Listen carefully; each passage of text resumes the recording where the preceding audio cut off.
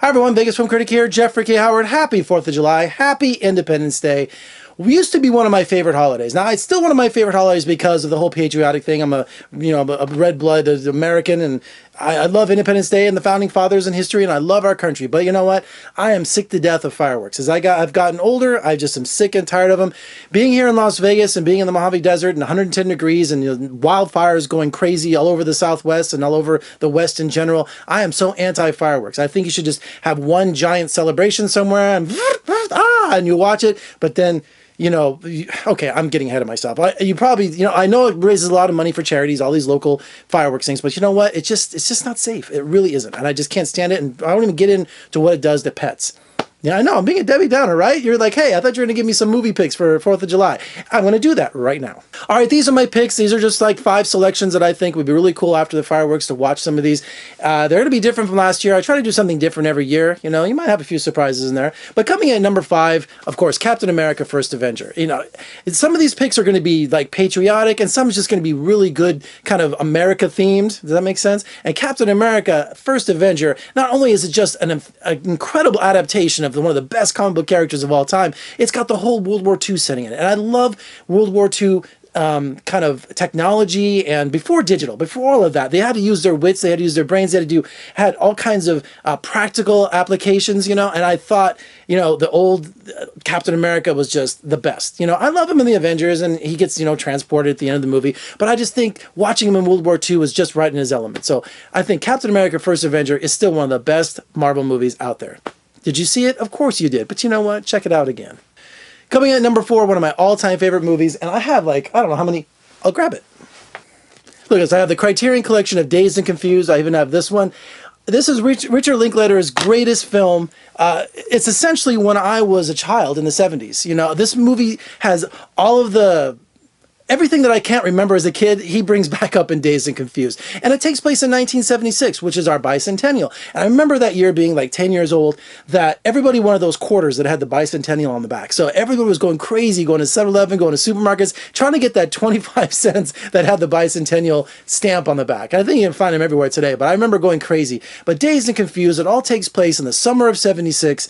It's some of the greatest music, some of the greatest screenwriting, and one of the best films I've ever seen. I love Dazed and Confused. Check it out. All right, coming in at number 3 is The Great Escape. Yes, I had to have a World War II movie in there. I know Captain America: First Avenger kind of counts as a World War II movie, but we have to have an actual, based on true events story for the 4th of July, for patriotism, because some of the great Americans that are in that movie, like James Garner, and of course the great Steve McQueen. And if you haven't seen The Great Escape, it is literally that, The Great Escape. And it's based on the true story of them in a German prisoner of war camp, and they have to escape, and we're talking lots of them. And so they have to figure out how to get the right clothing. They have to get fake IDs. They have to do all these ridiculous things while in this POW camp. And Steve McQueen is the coolest. He steals a motorcycle. There's a great movie called, what was it called? Top Secret, with Val Kilmer, the guys who made Airplane and Naked Gun. They do a whole parody of The Great Escape and all those World War II movies. So you might want to throw that in there too after you watch The Great Escape. But if you haven't seen The Great Escape, one of the greatest themes, and also the coolest man ever to don the silver screen, Mr. Steve McQueen. Coming in at number 2, I'm a huge American history buff. If you haven't seen Free State of Jones, that's currently playing in theaters. If you want to get out, go check that out, because that's a real interesting part of American history that they don't teach you during the Civil War. The guy started his own state, the Free State of Jones, with Matthew McConaughey. It's really cool. But if you're going to stay home after doing your fireworks and you want something that's just exciting, where American history comes alive, National Treasure. Not so much National Treasure 2, but the first one. Oh my, it's just so exciting. All the different places they jaunt around to. The great Jerry Bruckheimer, the producer extraordinaire, and also Nicolas Cage and John Voight, and they go to the National Archives, and they go on this treasure hunt, to find this incredible treasure. And I know a lot of people have seen this, but you know what? Sometimes you might want to watch it again just to get reacquainted with what American independence was all about. All right, my number 1 pick for the 4th of July. I'm going to do it every year, guys. You can't have Jaws as your favorite movie of all time. And this is its 41st anniversary. It's 41st birthday. And the movie takes place, a big chunk of it, on the 4th of July. I'm going to tell you Jaws every year. You might as well get used to it, okay? Next year, just go right to number 1. It's going to be Jaws. The year after that, year after that, the year after that, and the year after that, the year after that, and the year after that. It's Jaws. It's Jaws.